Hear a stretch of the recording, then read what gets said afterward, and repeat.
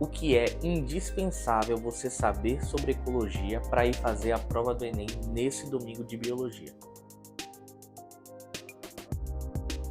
Meus queridos, ecologia é um dos temas que mais cai no Enem, então presta bem atenção nesse vídeo. Relações ecológicas. Dá uma atenção maior a ir a predação, competição, parasitismo e cooperação. Em competição, você tem que lembrar também que em algumas situações, quando há uma competição muito grande, alguma das espécies pode ser excluída, né? O princípio da exclusão competitiva de Gauss. Introdução de espécies exóticas. Fica ligado que no último Enem caiu uma questão sobre esse assunto e você precisava interpretar o enunciado para poder responder bem a questão. Saber se essa espécie se aclimatou bem, se adaptou bem, né?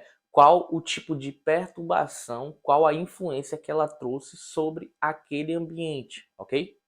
E falando em perturbação ambiental, vale relembrar algumas perturbações causadas pelo ser humano, ou seja, de ação antrópica, queimada, desmatamento, até mesmo a introdução de uma espécie exótica em um novo ambiente. Podemos dar uma revisada também em eutrofização e as suas consequências.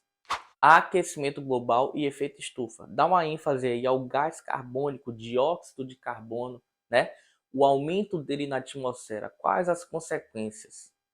Esse gás carbônico, esse dióxido de carbono na atmosfera em maior quantidade, terá também uma maior difusão dele para a água, os oceanos.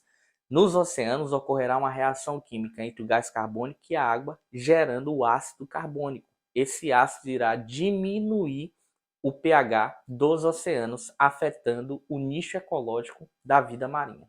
Por isso é importante também revisar conceitos como nicho ecológico, né? Que é a gama de condições bióticas e abióticas de um ser vivo. Ou seja, ele é adaptado a viver aonde, a qual temperatura, em qual nível de pH. Nesse caso aí, a gente falou que o CO2 ele gerou o ácido carbônico em contato com a água, alterando o pH. Consequentemente, ele vai alterar, ele vai perturbar de alguma forma a vida marinha. E quando a gente entra nesses assuntos ambientais, a gente não pode esquecer de fontes de energia, biocombustíveis, ações de coleta seletiva, que inclusive caiu na última prova do Enem. Para finalizar, não esqueça de revisar microhábitat, efeito de borda, corredores ecológicos, fragmentação de hábitat e fazer correlações aí. Em que sentido? No sentido de que se houver fragmentação de hábitat e uma população ela for isolada, quais as consequências daquilo, né? Será que essas espécies têm uma tendência maior a entrar em extinção? Sim, principalmente quanto menor uma população, maior o risco dela entrar em extinção se ela for isolada. Se você gostou desse vídeo, meu querido, deixa uma curtida aqui e envia para seu amigo. Faça um ato de cooperação. Você se ajuda, ajuda ele, todos nós nos ajudamos, ok? Um abraço e boa prova.